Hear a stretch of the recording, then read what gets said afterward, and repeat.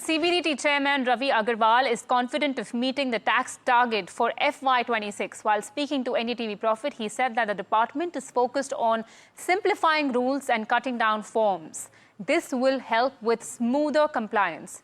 Let's listen in to a slice of that conversation with us as well. You should appreciate it in this manner that the due date for filing the tax return for an audited tax return is 10th of December. So at the time of filing the tax returns also self-assessment tax is paid. And then apart from that there are two advance tax dates also, which is 15th of December and 15th of March. So there also the revenue would come. So then we will be able to sort of compare the trend. The other very important aspect is that the TDS rates were rationalized last year, which would have implication here. Also implication in terms of the reduced refund claims. So it may be reflected that the refunds are, the growth is negative, but maybe that is also because the refund claims have also gone down. So therefore the gross collection minus the refunds net, right? Since the refunds claims have gone down, so therefore we cannot compare just the last year's refunds and the current year's refunds. I am hopeful, I am very sure that by the end, when we close the year, we should be able to meet the target. You rightly mentioned about the TDS rationalization which happened in the last budget. Are you also seeing and planning to do further easy compliance as far as TDS are concerned?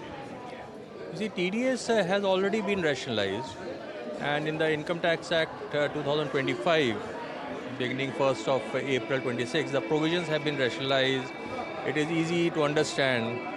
We are seeing that, okay, what could be a further rationalization or simplification in terms of the compliance, you see. So therefore, once we are coming up with the rules and the forms,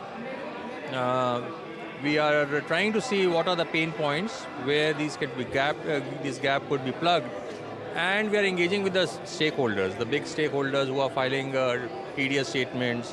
What is their issue, which is prompting them to file multiple correction statements.